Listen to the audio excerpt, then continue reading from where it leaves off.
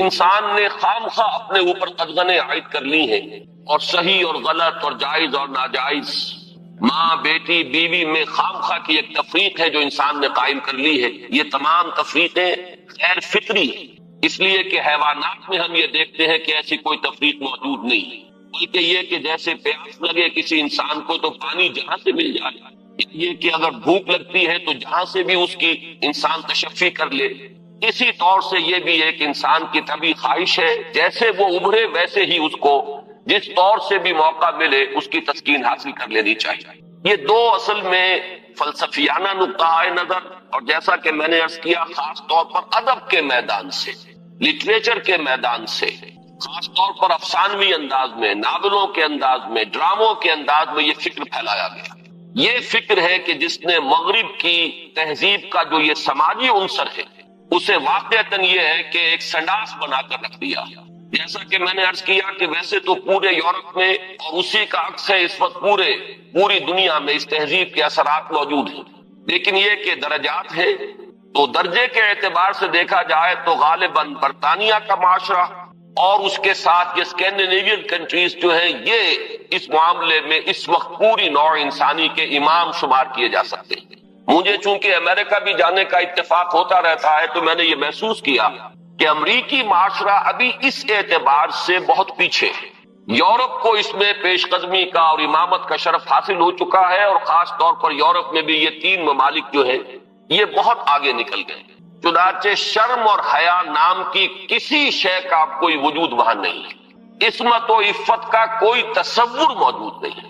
معلوم ہوتا ہے کہ یہ چیزیں انسان کی لغت کی میں سے خارج ہو چکی ہیں، اس کے سوچ کے دائرے سے باہر ہو چکی ہیں، اور اسی کا سب سے بڑا مظہر یہ ہے کہ آپ کو معلوم ہوگا کہ برطانیہ میں بھی یہ قانون منظور ہو چکا ہے اور اسکینڈینیوین کنٹریز میں بھی کہ دو مردوں کی شادی بھی ہو سکتی ہے، دو مرد لیگلی قانونی طور پر شوہر اور بیوی کی حیثیت سے رہ سکتے ہیں، قانون انہیں تسلیم کرے گا یہ شوہر ہے اور یہ بیوی۔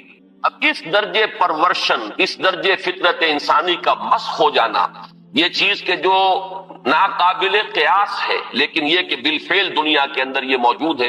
اور پچھلے دنوں جب مجھے اتفاق ہوا جانے کا سویڈن، تو وہاں معلوم ہوا کہ ایک پاکستانی بھی ہیں، ایک سرحد کے رہنے والے صاحب جنہوں نے کہ ایک لڑکے سے وہاں شادی کی ہوئی ہے اور قانونی اعتبار سے وہ میاں اور بیوی کی حیثیت سے وہاں مسلم طور پر زندگی گزار رہے ہیں۔ یہ جو معاملہ ہے، مجھے زیادہ صدمہ جس بات کا ہوا وہ اس پہلو سے کہ اس معاشرے کی جو اچیومنٹس ہیں، جو انہوں نے خوبیاں حاصل کی، ہمارا معاشرہ جو ہے ان کے بارے میں تو سوچنے کو بھی تیار نہیں۔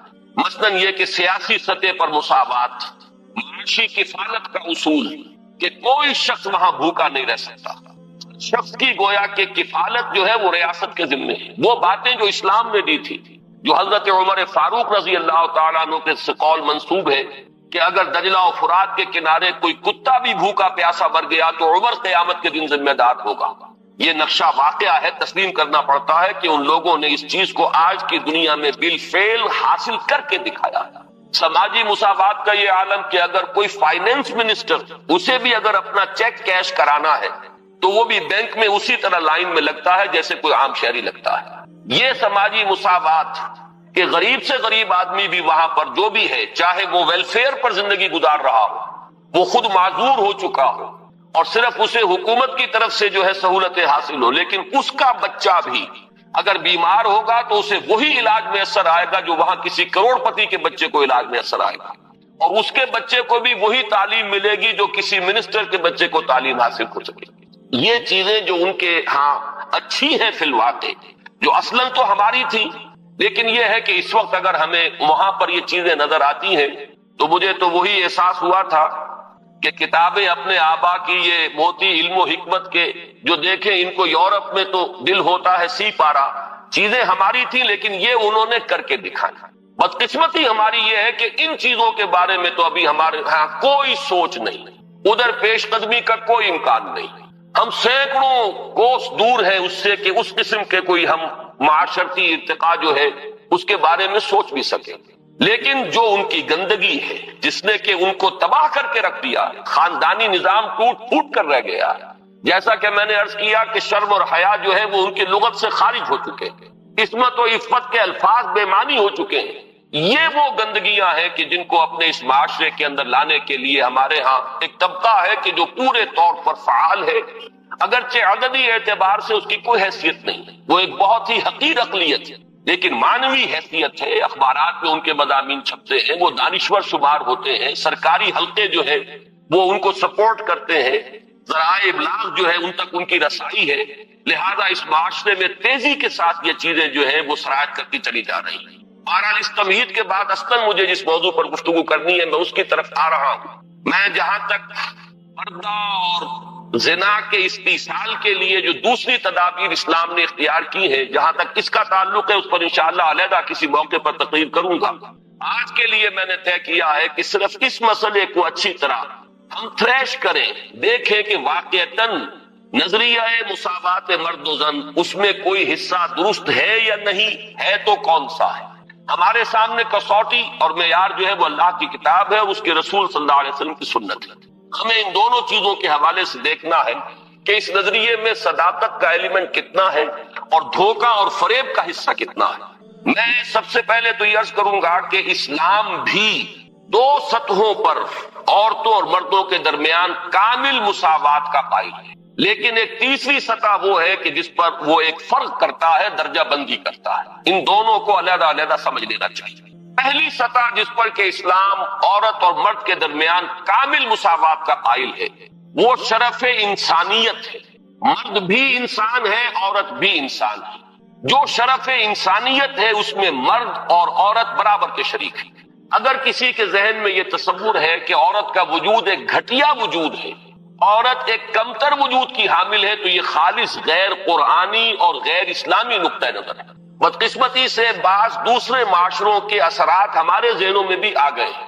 خود عیسائی معاشرے کا بنیادی تصور یہ تھا کہ عورت ہے ہی گناہ کی گٹھڑی، مجسم برائی، یہ ایو سے ایول کا لفظ بنا ہے۔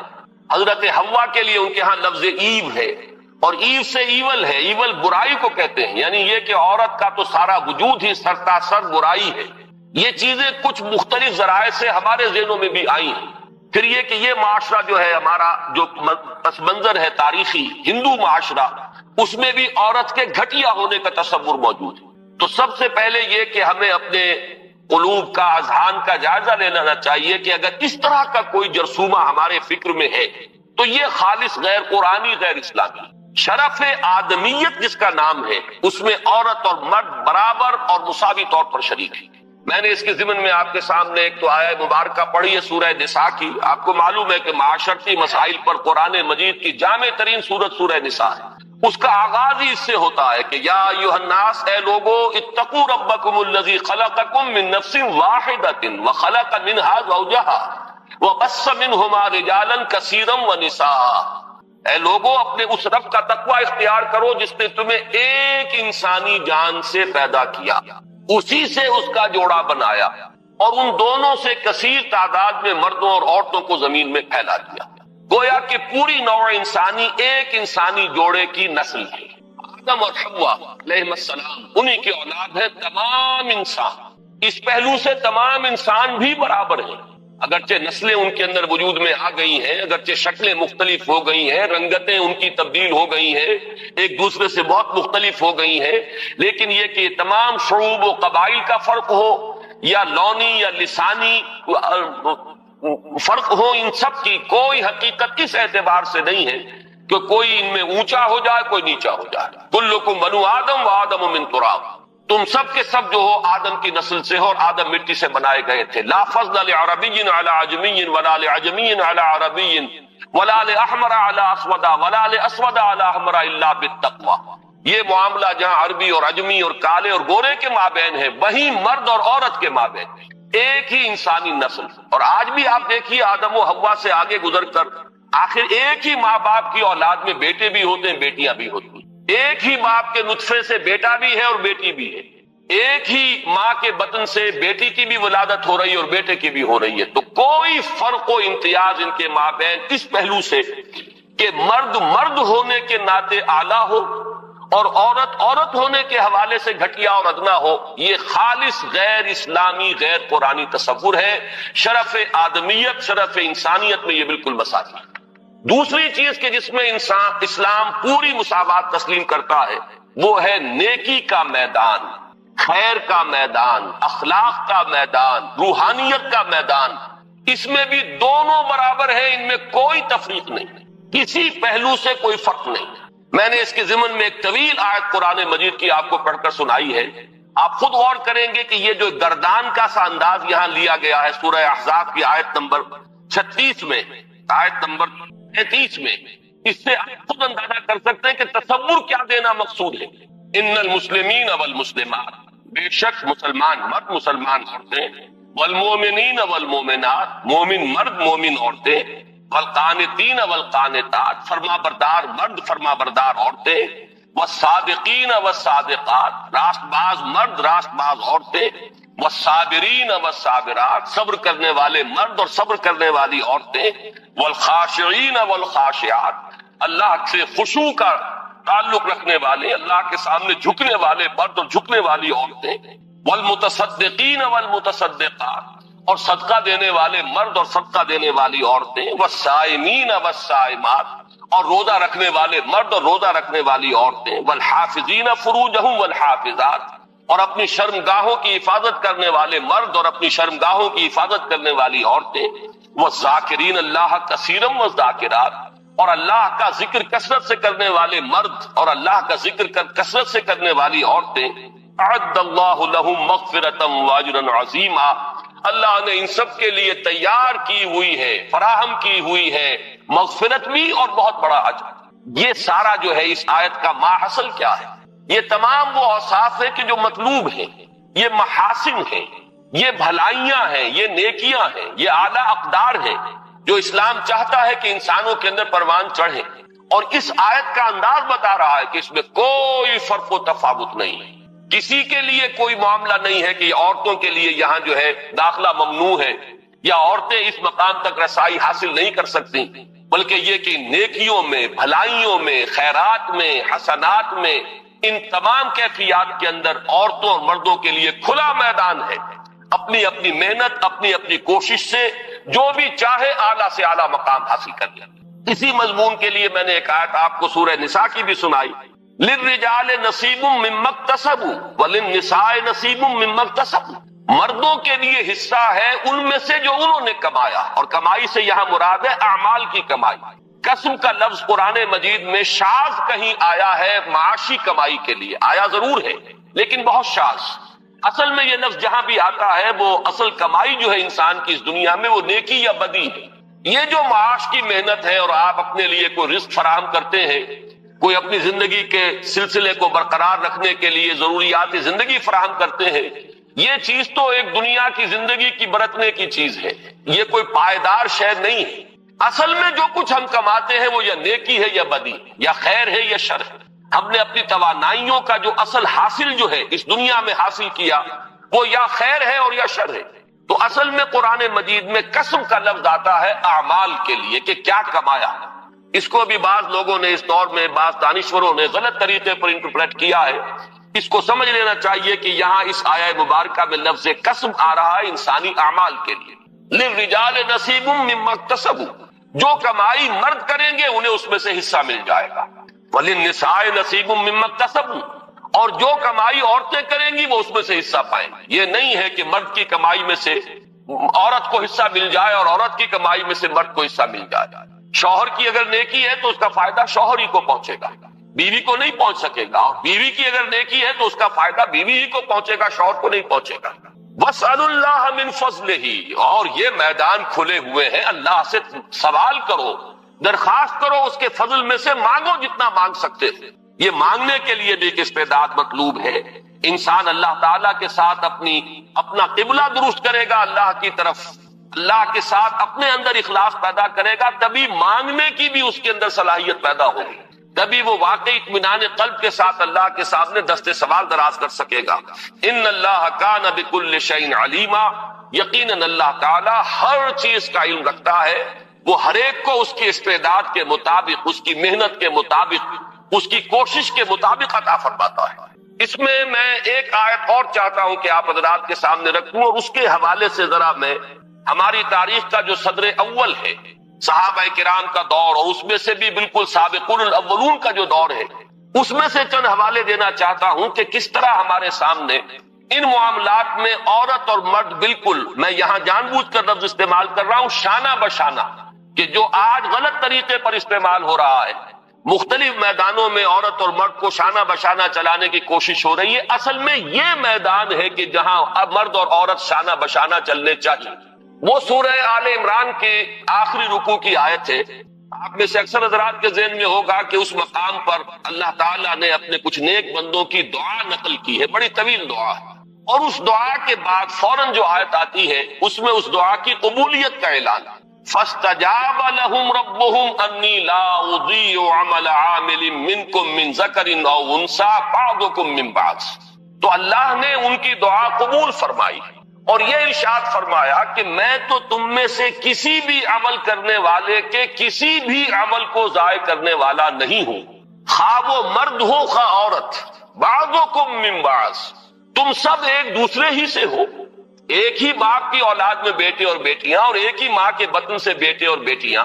معلوم ہوا کہ تمہیں اگرچہ ہم نے مذکر اور مؤنث بنایا ہے، مرد اور عورت کی شکل دی ہے، لیکن یہ کہ تم ہو ایک ہی انسان، انسانیت کی جو نسل ہے اسی سے تعلق رکھنے والے۔ فالذین ہاجروا، اب یہاں اللہ تعالیٰ نے کچھ چوٹی کے اعمال کا ذکر کیا ہے۔ ایک اعمال تو وہ تھے جو سورہ احزاب کی آیت میں ہمارے سامنے آ چکے ہیں، یہ زیادہ تر انفرادی نوعیت کے ہیں، انسان کی نیکی ہے، راست بازی ہے، اللہ کا ذکر ہے، اپنی عصمت و عفت کی حفاظت ہے، صدقہ ہے، خیرات ہے اور نماز پڑھنا ہے، یہ تمام چیزیں جو ہیں یہ انسان کی انفرادی نیکی کے اوصاف ہیں۔ لیکن یہاں جن چیزوں کا ذکر ہے وہ ہے در حقیقت اللہ کی راہ میں سرفروشی، جانفشانی، اللہ کی راہ میں تکلیفیں اٹھانا۔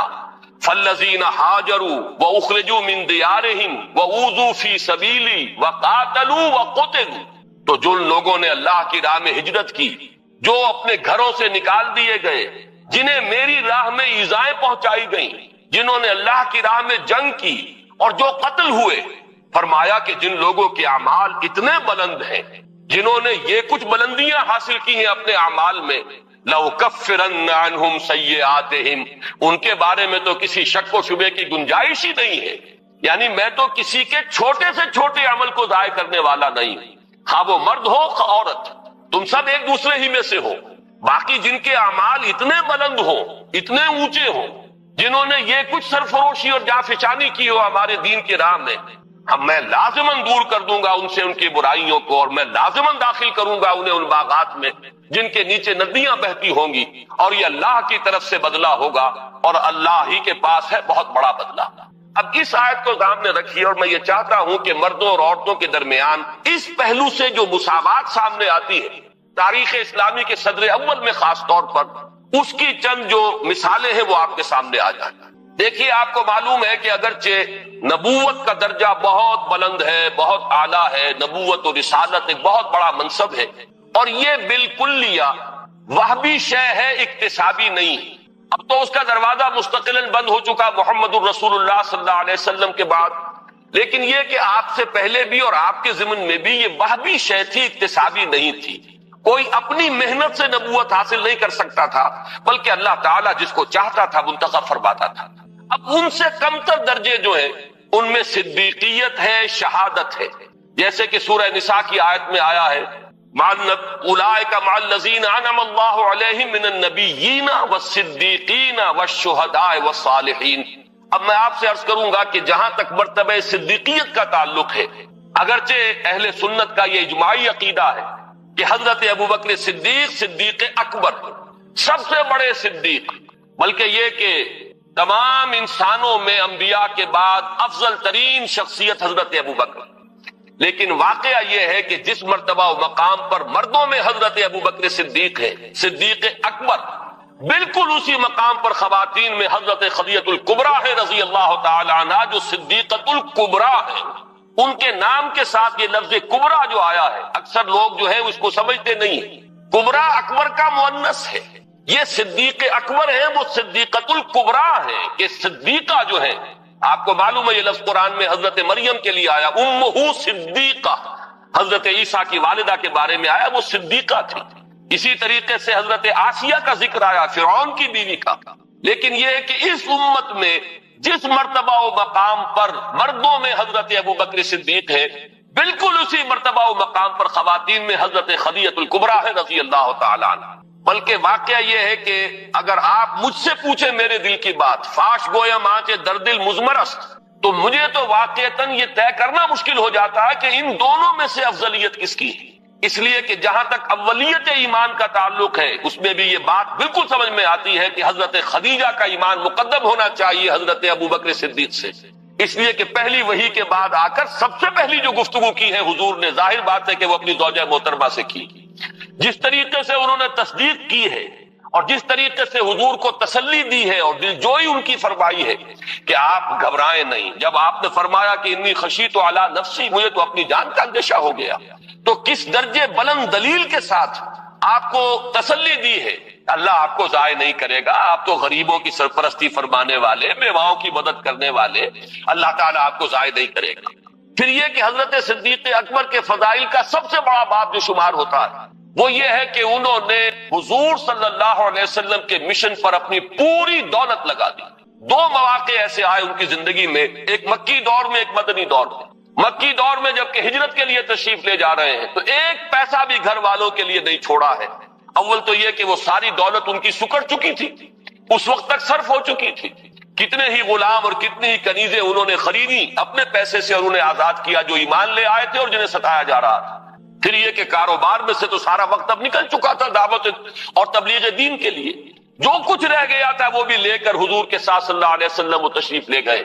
پھر یہ کہ آپ کو معلوم ہے غزوہ تبوک کے موقع پر ہوا ہے کہ جو کچھ گھر میں تھا جھاڑو پھیر کر لا کر حضور کی خدمت میں پیش کر دیا۔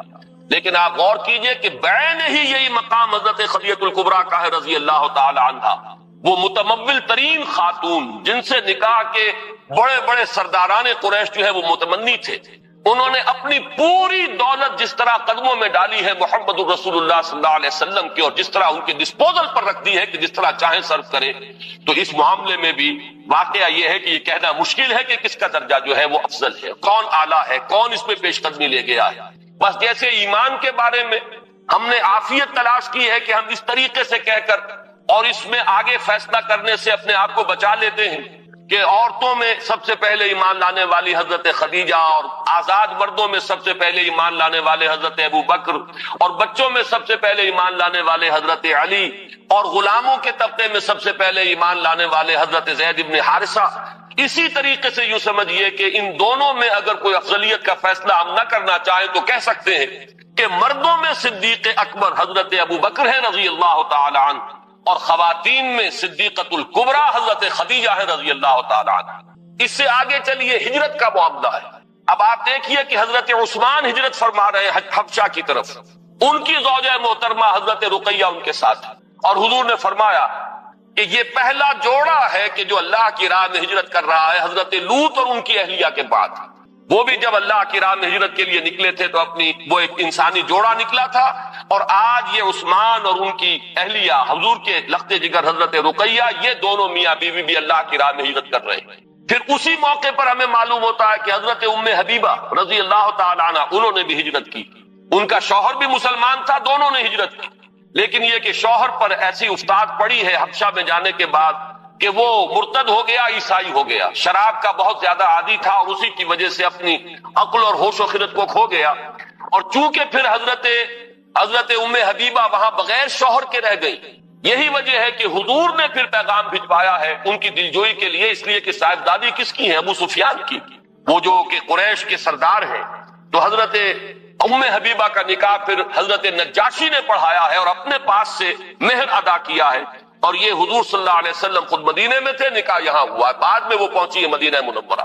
تو میں اس وقت صرف یہ بتانا چاہ رہا ہوں کہ اللہ کی راہ میں ہجرت میں بھی مرد اور عورت ہمیں شانہ بشانہ نظر آ رہے ہیں، اس میں بھی ان کی اچیومنٹس وہی ہے کہ جو مردوں کی۔ اوذو فی سبیلی کا معاملہ لیجئے تو حضرت سمیہ اور حضرت یاسر رضی اللہ تعالی عنہما شانہ بشانہ اس معاملے میں آپ کو نظر آئیں گے کہ جتنی ایذائیں ابو جہل نے پہنچائی ہیں حضرت یاسر کو، اتنی ہی ایذائیں جو ہے برداشت کی حضرت سمیہ نے۔ جس وحشیانہ اور ظالمانہ انداز میں شہید کیے گئے ہیں حضرت یاسر، اسی طرح وحشیانہ اور بربریت کے انداز میں حضرت سمیہ نے جام شہادت نوش کیا ہے۔ اس معاملے کے اندر بھی وہ مساوات ہمیں نظر آ رہی ہے۔ تو معلوم یہ ہوا کہ یہ تمام مقامات بلند جہاں شرف انسانیت میں مرد اور عورت برابر ہے، اور اس میں وہ اوصاف کے جو سورہ احزاب کی آیت نمبر 35 میں ہمارے سامنے آ چکے، جس آیت کا جو انداز بتا رہا ہے کہ اس میں کوئی فرق و تفاوت نہیں، بلکہ ان تمام اوصاف میں کھلا میدان ہے۔ عورت اپنی محنت کے مطابق آگے بڑھے، مرد اپنی محنت کے مطابق جو مرتبہ اور مقام حاصل کرنا چاہے کر لے۔ اسی طریقے سے دین کی خدمت میں، دین کے لیے سرفروشی، جانفشانی، ہجرت ہے، اور اللہ کی راہ میں ایذاؤں کو برداشت کرنا ہے۔ جس طرح حضرت بلال اور حضرت ابو فقیہ کو مارا گیا ہے اور پیٹا گیا، اسی طرح حضرت زنیرہ اور بعض دوسری باندیاں ہیں جو ایمان لے آئی حضور صلی اللہ علیہ وسلم پر، انہیں بھی مارا اور پیٹا گیا ہے۔ جس طریقے سے حضرت ابو بکر نے حضرت بلال، حضرت ابو فقیہ کو خرید کر آزاد کیا، اسی طرح متعدد باندیاں ہیں جو ایمان لے آئی تھی اور ان کو انہوں نے اپنے پیسے سے خریدا اور آزاد کیا۔ تو یہ وہ میدان ہے کہ جس میں کامل مساوات ہے، یعنی شرف انسانیت میں کامل مساوات ہے۔ دینی مقامات، روحانی مقامات بعد میں بھی ہمیں نظر آتا ہے۔ حضرت جنید بغدادی ہے رضی اللہ تعالیٰ عنہ، تو رابعہ بصریہ بھی ہے رحمت اللہ علیہما، تو ان میں معلوم ہوتا ہے کہ یہاں بھی کوئی فرق اور امتیاز ہمیں نظر نہیں آتا۔ صحابہ کرام میں فقہائے صحابہ کے درجے میں حضرت عمر، حضرت علی نظر آ رہے ہیں، تو فقہائے صحابہ میں حضرت عائشہ صدیقہ رضی اللہ تعالیٰ عنہ کا مقام بہت بلند ہے۔ تو معلوم یہ ہوا کہ ان تمام چیزوں میں اسلام مساوات کا قائل ہے، شرف انسانیت میں برابری، اور دین کے معاملات میں، روحانی معاملات میں، اخلاقی معاملات میں اس میں بھی برابری ہے، مساوات ہے، اس میں بھی کہیں کوئی قدغن نہیں ہے کسی عورت کے آگے کہ اس سے آگے وہ نہیں جا سکتی۔ البتہ تیسری سطح جو ہے جس کے بارے میں مجھے عرض کرنا ہے، اسے اگر میں کہوں کہ وہ سطح ہے انتظامی اور قانونی، تو یہاں یقیناً اسلام نے ایک فرق و تفاوت پیدا کیا ہے، لیکن اس فرق و تفاوت کے اندر بھی ایسا نہیں ہے کہ ایک طبقے کو بالکل گرا دیا گیا ہو اور کسی بھی پہلو سے اس کی کوئی کمپنسیشن نہ ہو، بلکہ یہاں اگرچہ درجہ بندی ہے لیکن یہ کہ ایک توازن پیدا کیا گیا ہے۔ میں آج خاص طور پر اس نقطے کو واضح کرنا چاہتا ہوں کہ اگرچہ انتظامی اور قانونی اعتبار سے فرق و تفاوت ہے، درجہ بندی ہے، لیکن یہ کہ اسلام نے ایک نہایت حسین توازن پیدا کیا ہے اس میں، اور اس کے لیے یہ بات پہلے سمجھ لیجئے کہ اسلام چونکہ خاندان کے ادارے کو مضبوط کرنا چاہتا ہے، یہ انسانی معاشرے کی اکائی ہے، یہ بیسک یونٹ ہے، خاندانوں سے مل کر معاشرہ بنتا ہے، معاشرہ ہی ہے کہ جس کے اوپر پھر ایک انتظامی سطح پر ریاست اور حکومت کا تصور آتا ہے۔ اسی کے معاشی معاملات کو منضبط کرنے کے لیے آج کا معاشیات کا فن ہے جو ایک بہت بڑا علم بن چکا ہے، لیکن یہ کہ جب اینالائز کریں گے تو معلوم ہوگا کہ انفرادیت سے اجتماعیت کی طرف پہلا قدم کیا ہے، ایک مرد اور ایک عورت کے مابین رشتہ ازدواج، یہاں سے انفرادیت اجتماعیت کی شکل اختیار کرتا ہے۔ پہلے یہ میاں اور بیوی ہے صرف، لیکن جب اللہ تعالیٰ اولاد دیتا ہے تو اب اس میں سیکنڈ ڈائمنشن ایڈ ہو گئی، اب ان کی حیثیت والدین کی ہے اور وہ اولاد ہے۔ اس اولاد میں جب کثرت اور تعدد پیدا ہوتا ہے تو تھرڈ ڈائمنشن آتی ہے، اور وہ بہنوں اور بھائیوں کا آپس میں رشتہ اخوت جو ہے وہ تیسری ڈائمنشن ہے۔ جیسے ہمارا یہ ہال ہے، اس کی لمبائی، چوڑائی، اونچائی، یہ 3 ڈائمنشنل کانسیپٹ ہمارا اسپیس کا ہے۔ اسی طرح خاندان کا ایک ادارہ جو ہے اس کی یہ 3 ڈائمنشنز ہیں، ایک مرد اور ایک عورت، رشتہ ازدواج، یہاں سے بات شروع ہوئی۔ اولاد ہوئی تو ایک نئی جو اس میں عرص جو ہے وہ شامل ہو گیا، اور وہ کیا ہے، وہ والدین اور اولاد کا رشتہ ہے۔ تیسرا، اولاد کے مابین اب رشتہ اخوت ہے، بہنوں اور بھائیوں کے درمیان، یہ ہے خاندان کا ادارہ۔ اس خاندان کے ادارے کے استحکام کا دار و مدار اس پر ہے کہ سربراہ ایک ہو، 2 برابر کے اختیار رکھنے والے سربراہ کسی ادارے کے نہیں ہو سکتے۔ دنیا میں کسی بھی سطح پر آپ غور کیجئے، کوئی شخص بقائمی ہوش و حواس یہ نہیں کہہ سکتا کہ کسی اجتماعی ادارے کے 2 بالکل مساوی اختیارات رکھنے والے سربراہ ہو سکتے ہیں۔ انقلابی حیثیت کو چھوڑ کر ہم نے ایک اسلام پسند قومی سیاسی جماعت کا روپ دھار دیا، and it will take us nowhere، اس کا کوئی نتیجہ نہیں نکلے گا کچھ حاصل۔ جن لوگوں کو بھی دلچسپی ہو اس اعتبار سے کہ میں مانتا ہوں بڑی عظیم تحریک تھی، ان تمام احیائی تحریکوں میں عظیم ترین تحریک جماعت اسلامی کی تحریک تھی، مسجوبی ہو، فدائیین ہو، الاخوان ہو۔ الاخوان کے پاس فکر کوئی نہیں تھا، جوش اور جذبہ جماعت اسلامی سے 100 گنا زیادہ، لیکن فکر نہیں تھا، لٹریچر بھی تھا ہی نہیں۔ مولانا مودودی جو ہے وہ ایک بہت بڑے مصنف کی حیثیت سے پوری دنیا میں آج بھی لوہا مانا جاتا ہے. ان کا ایک فکر ہے، مرتب ہے، منظم ہے. آپ اختلاف کریں تو فکر سے اختلاف ہو. فکر تو ہے. جو حضرات بھی اس کتاب کو پڑھے، میں خاص طور پر اس لیے کہہ رہا ہوں، 24 برس کی عمر میں جو میں نے کتاب لکھی تھی، آج 70 برس میرے پورے ہونے والے ہیں. 46 برس کے بعد بھی کہہ رہا ہوں میں، اس کے ایک ایک حرف پر مجھے آج بھی اتنا ہی یقین ہے جتنا اس وقت. اب چاہے تو یہ کہہ لیں کہ میرا فکر اس وقت پختہ ہو چکا، یا یوں کہیے کہ اس کے بعد میرا فکر جو ہے اوسیفائی ہو گیا ہے، متحجر ہو گیا ہے. میں جس جگہ قائم تھا اسی جگہ قائم ہوں کہ جماعت اسلامی ایک بڑی عظیم تحریک تھی. 90% وہ طریقے انبیاء پر تھی، لیکن اس نے جو ٹرن لیا ہے پاکستان بننے کے بعد، اس نے اس کی حیت اور ماہیت ہی کو بدل دیا ہے. اب وہ ایک سیاسی جماعت بن، اور سیاسی جماعت کے جو طریقے ہونے چاہیے وہ چونکہ اختیار نہیں کر رہے، طریقہ کار لے کر چلنا چاہتے، پرانا انقلابی طریقے، تنظیم انقلابی، لہذا نہ ادھر کے رہے نہ ادھر کے رہے. کوا چلا ہنس کی چال، اپنی چال بھی بھول گئے. پہلا سبب یہ ہے، یہی معاملہ وہاں بھی. دوسرا سبب یہ ہے کہ ان تحریکوں میں ایمان پر وہ ایمفیسس نہیں ہے جو ہونا چاہیے تھا. عام طور پر یہ سمجھا گیا کہ ایمان تو ٹیکن فار گرانٹیڈ ہے، ہم مسلمان ہیں تو ایمان تو ہے نا بھائی، میں مسلمان ہوں، اللہ کو مانتا ہوں، رسول کو مانتا ہوں، آخرت کو، ختم نبوت کو مانتا ہوں، بس ٹھیک ہے. نہیں، یہ ایمان کے دو درجے ہیں. ایک وہ سچی ایمان ہے اقرار باللسان، جو موروثی طور پر بھی ہمیں مل گیا ہے والدین سے. یہ ایمان تو دنیا میں صرف مسلمان اپنے آپ کو منوانے کے لیے، بس یہ ایمان کافی ہے. حقیقی ایمان جس کی بنیاد پر تحریک چلے، تحریک میں قربانیاں دینی پڑتی، جانیں دینی پڑتی، تن من دھن لگانا پڑتا ہے، اس کے لیے یقین والا ایمان درکار ہے. اس دنیا پر اتنا یقین نہ ہو جتنا آخرت پر یقین ہو جائے. جب تک یہ نہ مادی وسائل پر اتنا اعتماد نہ ہو جتنا اللہ پر اعتماد. سارے وسائل موجود ہیں، کچھ نہیں ہو سکتا اگر اللہ نہ چاہے، اور کوئی وسائل موجود نہیں ہے پھر بھی نتیجہ نکل سکتا اگر اللہ چاہے. جب تک یہ یقین نہ ہو وہ ایمان نہیں ہے، وہ موروثی عقیدہ ہے. تو جو ایمفیسس ہونا چاہیے اس معاملے میں، اخوان بہتر رہے جماعت اسلامی سے. اس کی وجہ کیا ہے؟ ان کی مادری زبان عربی ہے، قرآن مجید وہ پڑھتے، تو قرآن مجید کے ذریعے سے ان کو کچھ نہ کچھ بہتر ایمان کی گہرائی جو ہے زیادہ نصیب ہوئی. ہم لوگوں کا معاملہ یہ ہے، اور اس کی کوئی خصوصی مہم نہیں چلائی گئی کہ جماعت اپنے کارکنوں پر لازم کرے جو پڑھے لکھے لوگ ہیں کہ عربی سیکھیں، قرآن کو اپنی آنکھوں سے سیکھیں.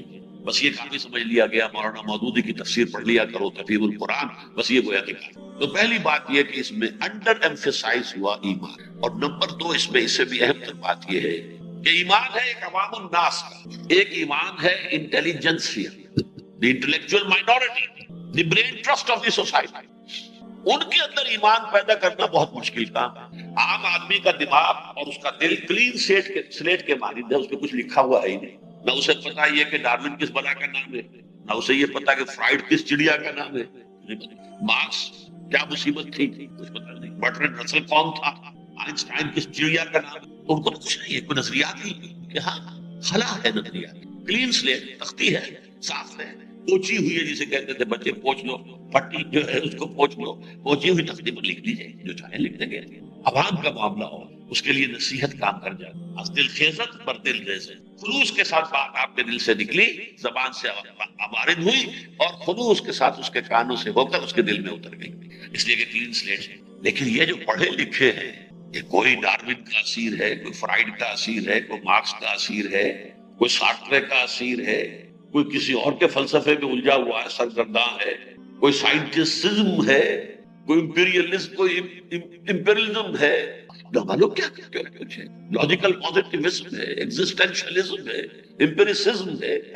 لہذا ان کے اندر ایمان پیدا کرنا، پہلے ان کے بیریئرز کو توڑنا پڑے، ان کے دماغوں میں جو خناس بھرا ہوا ہے پہلے اس کی صفائی کرنی، تطہیر فکر ہو بڑے پیمانے پر اور اعلیٰ سطح پر، پھر ان کے اندر ایمان پیدا. یہ حصہ ان تحریکوں میں سرے سے مفقود ہے. جس لیول پر یہ کام ہونا چاہیے تھا، جس لیول پر اقبال نے شروع کیا تھا، reconstruction of religious thought in Islam, اس کے بعد صرف ایک اللہ کے بندے نے، اور وہ ڈاکٹر رفیع الدین مرحوم و مغفور. لیکن یہ کہ بہرحال وہ نہ کسی جماعت سے وابستہ تھے نہ کسی تحریک سے، وہ ان کا انڈیویجول کام شمار. باقی تحریکوں نے اس کو اون کیا ہی نہیں، اس پر جو کام کرنا چاہیے تھا وہ نہیں. تیسری اور سب سے بڑی جو مصیبت لاحق ہوئی ہے وہ دہشت گردی کی وبا.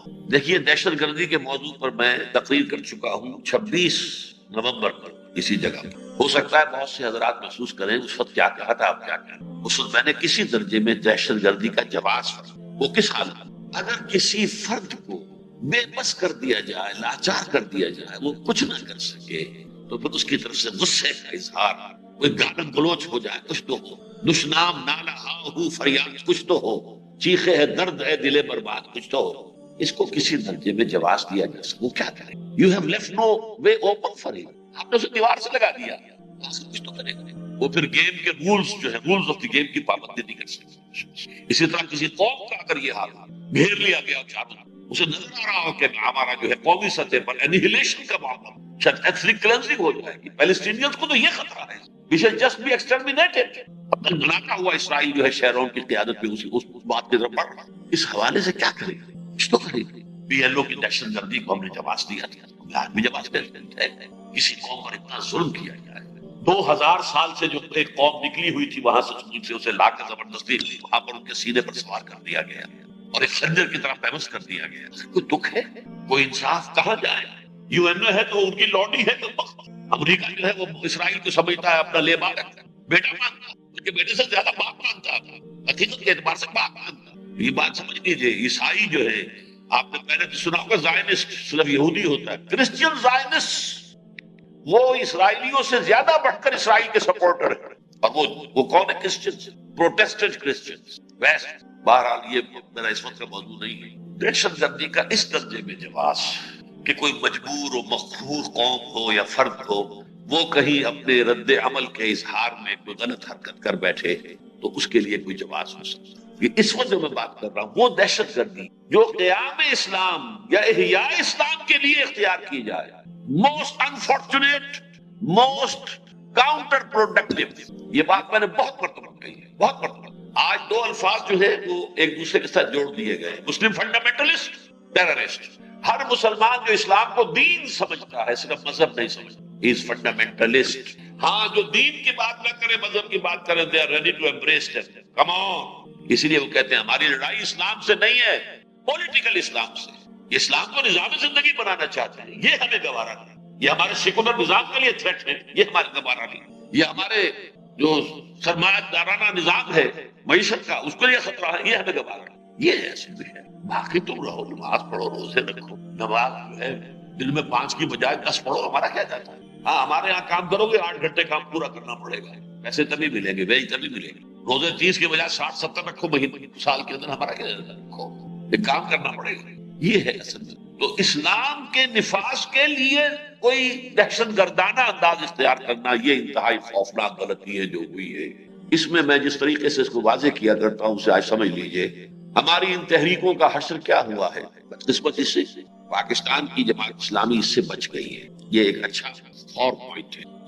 عام طور پر عرب ممالک میں جو ہوا الاخوان کے ذریعے سے، جب بیلٹ کے ذریعے سے راستہ رک گیا تو فوراً بلٹ، نتھنگ ان بٹوین، یا بیلٹ یا بلٹ۔ وہ جو فیض نے کہا ہے، جو کوئے یار سے نکلے تو سوئے دار، وہ انتخابات کے ہنگامے سے نکلے تو بیلٹ، دہشت۔ یہی ہوا مصر میں، الاخوان ہی میں سے ایک حصہ ٹوٹا، التکفیر والہجرہ، انہوں نے کلنگ شروع کیے، مرڈر شروع کیے۔ انوار السادات کو مارنے والے یہی تھے، اور میری ملاقات ہوئی تھی 79 میں جناب عمر تلمسانی جو مرشد عام تھے اس وقت، اب تو وہ بھی فوت ہو چکے ہیں، الاخوان المسلمون کو بتایا کہ ہاں یہ ہمارے ہی لوگ تھے جو وائلنٹ ہو گئے، لیکن اب ہمارا اس سے کوئی تعلق۔ انہی میں سے پھوٹی تھی حزب تحریر۔ حزب تحریر کا کام کیا ہے؟ فوجی انقلاب برپا کرو، فوج کے اندر انفلٹریٹ کرو، نہایت خطرناک طریقہ۔ اسی میں سے پھر یہ ہے ایک گماع اسلامیہ کے نام سے، جماعت اسلامی نہیں بلکہ وہ گماع، کیونکہ مصر میں جیم کو گاف بولتے ہیں، گماع عبد الناصر، تو گماع اسلامیہ کہلاتے ہیں، جس کے لیڈر اس وقت امریکی جیل میں پڑے ہوئے عمر عبد الرحمان، یہ بھی ٹیررسٹ۔ ان چیزوں نے بہت شدید نقصان پہنچایا ہے عالم اسلام کی احیائی تحریک۔ آج ہماری عالم اسلام کی احیائی تحریکوں پر ٹیررزم کا جو لیبل چسپاں ہو گیا ہے، اس میں ہمارا اپنا دخل ہے۔ ہمیں اپنے گریبان میں جھانکنے کی ضرورت ہے۔ اسی لیے میں نے آج آیتیں جو پڑھی تھی، اولما اصابتکم مصیبت قد اصبتم مثلها، غزوہ احد میں مسلمانوں کو چرکا لگا، 70 مسلمان شہید ہو گئے، تو بہت سے لوگوں نے کہا قلتم ان ھذا، جب تم پر کوئی مصیبت وارد ہوئی، حالانکہ تم اس کی دوہری مصیبت ان کے اوپر لا چکے۔ غزوہ بدر میں بھی 70 مارے گئے تھے قریش، لیکن وہ قریش کے سب کے سب سردار تھے۔ یہاں 70 شہید ہوئے، ان میں سردار ایک دو ہی تھے بس، باقی عام مسلمان۔ اس لیے دگنا کہا ہے کہ تم نے ان کو دگنا چرکا لگایا تھا۔ قلتم ان ھذا، تم نے کہا یہ کہاں سے ہو گیا؟ جیسے آج ہم سوچ رہے ہیں یہ اخوان کے لیے مدد کیوں نہیں آئی، طالبان کے لیے کیا ہوا، ان کو فتح کیوں نہیں ہوئی، انہوں نے اسلامی حکومت قائم کی تھی تو فتح کیوں نہیں ہوئی؟ قل، انہوں نے کہا یہ کہاں سے یہ مصیبت ہم پر آ گئی؟ قل هو من عند انفسکم، اے نبی ان سے کہہ دیجئے یہ تمہارے اپنے طرف سے ہے، تمہاری اپنی جانوں میں سے نکلی ہوئی مصیبت، تم نے غلطی کی تھی، تم نے ڈسپلن کو توڑا تھا، تم نے حکم کی خلاف ورزی، اس کی سزا دی گئی ہے۔ ان اللہ علی کل شیء قدیر، ہاں اللہ تعالیٰ روک سکتا تھا، سزا نہ دیتا، یہ اس کے اختیار میں تھا، کنڈوم کر دیتا، معاف کر دیتا، لیکن نہیں، اس کی حکمت، اس کی مشیت یہ ہوئی کہ تمہیں سبق سکھائے۔ وما اصابکم یوم التقى الجمعان فباذن اللہ، جو کچھ اس دن جبکہ دو فوجیں آپس میں ملاقات کی، انہوں نے لڑے، مڑ بھیڑ ہوئی، تو جو کچھ ہوا ہے اللہ کے اذن سے ہوا ہے، اللہ کے اذن کے بغیر نہیں ہو سکتا، اذن خداوندی تھا۔ ہاں انہیں ان کی غلطی کا خمیازہ بھگتنا چاہیے۔ وَلِيَعْلَمَ الْمُؤْمِنِينَ، اور یہ اس لیے تھا کہ اللہ جان لے کون حقیقی مومن ہے، وَلِيَعْلَمَ الَّذِينَ نَافَقُوا، اور جان لے اللہ کو کون منافق ہے حقیقت میں، وہ اسلام کے پردے میں، اسلام کے لبادے میں اصل میں منافق۔ یہ صورتحال جو ہے ہمیں سمجھ لینا چاہیے کہ ہمارے اپنے ہاتھوں کی غلطیاں، ہماری اپنی غلطیاں، ہمارے اپنے کرتوت ہیں در حقیقت۔ یہ دہشت گردی کا معاملہ جو ہوا ہے، الجزائر میں بھی یہی ہوا، انتخابات کے ذریعے سے کامیابی ہو رہی تھی، الجزائر کی فوج نے آ کے فٹ وہاں پر آ کر اپنا جو ہے وہ دباؤ ڈالا، ختم کر دیا معاملہ، راستے میں رکاوٹ ڈال دی، نتیجہ کیا نکلا؟ اب تشدد شروع ہو گیا، اب گرینیڈ پھینکے جا رہے ہیں فوجی دستوں کے اوپر، فوجی ٹرکوں کے اوپر، پولیس چوکیوں پر حملے ہو رہے ہیں۔ بہرحال اس کا نتیجہ کیا نکلا کہ وہاں پر اب یہ پوری تحریک جو ہے وہ تقریباً تحلیل ہو گئی۔ اب آپ نوٹ کیجئے کہ طالبان نے ہرگز کوئی دہشت گردی نہیں کی، قطعاً نہیں کی، بالکل نہیں کی، اور کوئی الزام بھی نہیں۔ دنیا بھی جو انہیں پر الزام لا رہی ہے وہ یہ کہ دہشت گردوں کی حمایت کی، دہشت گردوں کو پناہ دی، دہشت گردوں کو سپورٹ کی، یہ نہیں کہ خود دہشت گردی کی۔ اس راستے میں وہ بالکل جو ہے بے گناہ، انہوں نے اپنی سرحد کے باہر کوئی ایک قدم بھی نہیں اٹھایا۔ یہ طالبان کے 5-6 سال کی حکومت کا جو ہے کھلا ریکارڈ ہے، کچھ نہیں۔ لیکن بدقسمتی سے اسامہ ابن لادن اور ان کی تنظیم القاعدہ جو ہے وہ ہمیں معلوم ہی اب ہوئی ہے، ہمیں تو پتہ نہیں تھا کہ القاعدہ کے نام سے ان کا واقعتاً ایک بڑا نیٹ ورک ہے، اور انہوں نے اوپنلی ڈکلیئر کیا امریکہ کے خلاف جنگ، اور جنگ کیسے؟ دہشت گردی کے اندر۔ اس کے لیے دلائل کو دیتے ہیں، اس کے لیے سیرت سے، احادیث سے اس کے لیے دلائل لاتے ہیں۔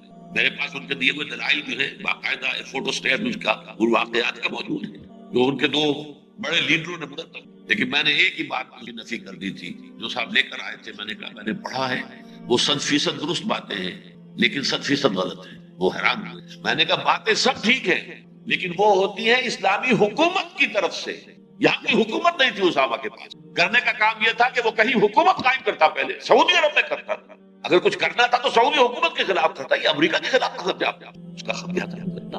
حالانکہ مجھے یقین ہے آج کی تاریخ میں بھی میں اس پر قائم ہوں، میرا موقف یہ تھا، یہ جو 11 ستمبر کو امریکہ میں ہوا یہ اسامہ نے نہیں کیا، لیکن اسامہ کے کچھ ساتھی، کچھ دوست، انہوں نے کچھ ایسے بیانات دیے کہ خام خواہ ان سے یہ انفر کر لیا گیا کہ اسامہ نے تسلیم کر لیا ہے کہ ہم نے یہ کیا۔ میرا پختہ میری رائے یہ ہے کہ یہ موساد نے کروایا، اسرائیل نے کروایا۔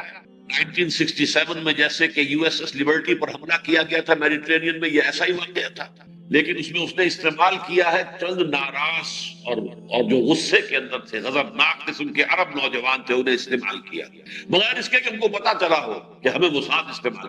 یہ طریقے ہوتے ہیں، بڑے سٹل طریقے ہوتے ہیں دنیا کے اندر جو سازشی تحریکیں چلتی ہیں، کس انداز میں چلتی ہیں، یہ خود پتہ ہی نہیں چلتا کہ میں کس کا اعلی کار بن رہا ہوں، میں سمجھ رہا ہوں میں تو اپنا کام کر رہا ہوں، جبکہ کسی اور نے آپ کو اپنا اعلی کار بنا لیا ہے، کہ خود نخچیر کے دل میں ہو پیدا ذوق نخچیری، یہ ہوتا ہے۔ ہاں ان میں سے کسی نوجوان کا معلوم ہوتا ہے کہ کوئی رابطہ جو ہے اسامہ ابن لادن کے ساتھ تھا، جس کے بنا پر اسے یہ معلوم تھا، کچھ اندازہ ہلکا سا کہ کچھ ہونے والا ہے، اس کے علاوہ کچھ۔ لیکن ان کے ساتھی ابو غیث نے جو بیان دیا کہ ہم امریکہ کے مسلمانوں کو ہدایت کرتے ہیں کہ وہ اونچی بلڈنگز میں نہ رہیں اور ہوائی جہازوں میں سفر نہ کریں، گویا کہ اس کا نتیجہ کیا ہے؟ گویا کہ پہلا بھی جو کچھ کیا ہم نے کیا، آئندہ اور کریں گے۔ بہرحال یہ بہت بڑی بدقسمتی ہوئی ہے اسلامی تحریکوں کی بحثیت مجموعی، اور اس میں جو سب سے بڑا ذریعہ بنا ہے وہ جہاد افغانستان کے جو روس کے خلاف ہوا، جس کو اون کیا امریکہ نے، اور اس کے ذریعے سے اپنا ایک بہت عظیم مقصد جو ہے تاریخی طور پر، آج دنیا یونی پولر ہو گئی ہے، آج آپ کہیں آرڈر دیکھ ہی نہیں سکتے، جو چاہے بش صاحب کہہ دیں، کوئی ان سے پوچھ نہیں سکتا صاحب دلیل کیا ہے آپ کی، کون پوچھے، کس کی حیثیت ہے؟ روس بھی ہے تو منقار زیر پر ہے، چائنا بھی ہے تو اسے بھی اپنی مصلحتیں لاحق ہیں، آخر مصلحتیں کس کے لیے نہیں؟ اس سے پہلے بائی پولر ورلڈ تھی، اس میں کچھ نہ کچھ بچت ہوتی تھی۔ ایرانین ریولوشن کو بچت اس لیے ہو گئی تھی کہ امریکہ کوئی قدم اس لیے نہیں بڑھا سکا آگے ایران کے خلاف کہ اندیشہ تھا کہ رشیا آ جائے گا، اور رشیا تو سب پر بیٹھا ہوا ہے۔ ایران اور رشیا میں فرق کیا ہے؟ 30 ڈویژن آرمی جو ہے رشین، وہ ایران کے شمالی جو سرحدیں ہیں ان کے اوپر پڑی ہوئی تھی کہ ذرا اگر امریکہ موو کرے گا ہم فوراً، اور وہ تو گھنٹوں کے اندر آگے آ جاتے ہیں ان کے ٹینک۔ لہذا ان دونوں طاقتوں نے ایک دوسرے کو تھام لیا، نیچے ایرانین ریولوشن کو جگہ مل گئی، بریدنگ سپیس مل گئی۔ ورنہ ظاہر بات ہے کہ ایسا معاملہ ہوتا جیسا آج ہے تو چند دنوں میں ایران کو بھی تہس نہس کر دیتا امریکہ، کیا نہیں کر سکتا؟ لیکن نہیں، اس وقت بائی پولر ورلڈ تھی اور دونوں پولز نے اپنے آپ کو جو ہے روک لیا ایک دوسرے پہ، نتیجہ نیچے جو ہے وہ چھتری بن گئے اور نیچے موقع مل گیا۔ بہرحال اس جہاد افغانستان کو جہاد فی سبیل اللہ قرار دینا ہماری سب سے بڑی حماقت ہے۔ وہ جہاد جو ہو رہا روسیوں کے خلاف، اسے میں جہاد مانتا ہوں، لیکن جہاد فی سبیل الحریت، آزادی کا جہاد، جہاد فی سبیل اللہ کے لیے پہلے دعوت دی جاتی، پھر لوگوں کی تربیت کی جاتی، انہیں منظم کیا جاتا۔ ایک امیر کے پیچھے وہ جہاد ہوتا، وہ ٹکڑیوں میں نہیں ہوتا۔ اس جہاد کے بعد ایمنسٹی ہوتی ہے، آپس کی خانہ جنگی نہیں ہوتی۔ وہ جہاد تھا، جہاد حریت تھا، جائز تھا، جہاد فی سبیل اللہ نہیں۔ اور پھر اس جہاد، یہ جہاد فی سبیل اللہ تھا۔ طالبان کی حکومت اسلامی حکومت تھی اور ان کے خلاف جو کھڑے تھے وہ باغیوں کی حیثیت رکھتے تھے، لہذا طالبان کی حکومت کی سپورٹ کرنا آج بھی کر رہا ہوں کہ وہ جہاد فی سبیل اللہ تھا، اور آج بھی میں ان کی سپورٹ کروں، لیکن میں نے اس افغانستان کے جہاد کو جو روس کے خلاف، اسے جہاد حریت مانا۔ اسی کا فال آؤٹ ہے کشمیر۔ کشمیر میں نے کشمیر کے جہاد کو کوئی کبھی تسلیم نہیں کیا، جہاد فی سبیل اللہ کبھی ایک دن کے لیے بھی تسلیم نہیں، اسے میں نے کہا جہاد حریت۔ کشمیر کے لوگوں کو حق حاصل ہے، وہ آزاد ہونا چاہتے ہیں تو اس کے لیے جنگ کریں، جو چاہیں کریں، لیکن اس کے لیے بھی میری ذاتی رائے یہ ہے اور تھی اور ہمیشہ میں نے بتائی ہے کہ وہ پولیٹیکل موومنٹ جو ہوتی وہ بہتر ہوتی، بجائے یہ کہ اب ایک ہندوستانی فوج کا جو ہے وہ ٹرک جا رہا ہے، 15-20 جوان ان کے فوجی، اس میں آپ نے ایک ہینڈ گریڈ پھینک دیا، 4 مارے گئے، 8 زخمی ہو گئے۔ اب ان کا پارا غصے کا کہاں پہنچے گا؟ بوائلنگ لیول پہ آئے گا کہ نہیں؟ اور انہیں پتا ہے یہ آسمان سے تو گرینیڈ نہیں آیا نا، یہی کہیں سے آیا ہے، کسی نے پھینکا ہے، کہاں ہے وہ؟ اب چھپ گئے، کسی گھر میں گھس کے چھپ گیا، کہاں چلا گیا؟ لہٰذا وہ تلاشی لیں گے کہ نہیں لیں گے؟ ایک ایک گھر کی طرح، اور گھروں کے اندر جائیں گے بھوکے بھیڑیے۔ فوجی جو ہوتا ہے وہ جنسی اعتبار سے بھوکا بھیڑیا ہوتا ہے، اپنے گھروں سے کہیں دور نکلے ہوئے، کہاں ان کی بیویاں، کہاں ان کی فیملی لائف۔ گھروں میں جا کر انہیں خوبصورت لڑکیاں نظر آئیں گی تو چھوڑ دیں گے ان کو؟ کون لے کر گیا انہیں گھر کے اندر؟ جس نے وہ ہینڈ گرینیڈ پھینکا۔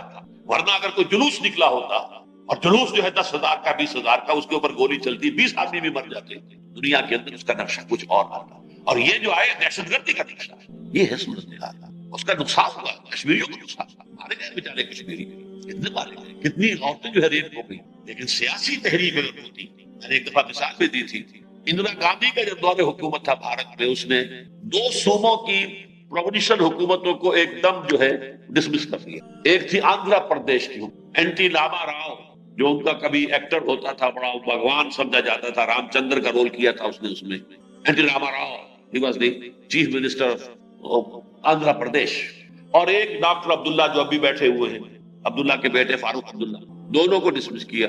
آندھرا پردیش سے 2 لاکھ آدمی چل کر اور دلی پہنچ گئے، حالانکہ آندھرا پردیش تقریباً 1000 میل کے فاصلے، حیدرآباد ہے نا اس کا جو ہیڈ کوارٹر، اور یہاں سری نگر کتنے فاصلے تھے؟ 400 میل ہوگا میکسیمم۔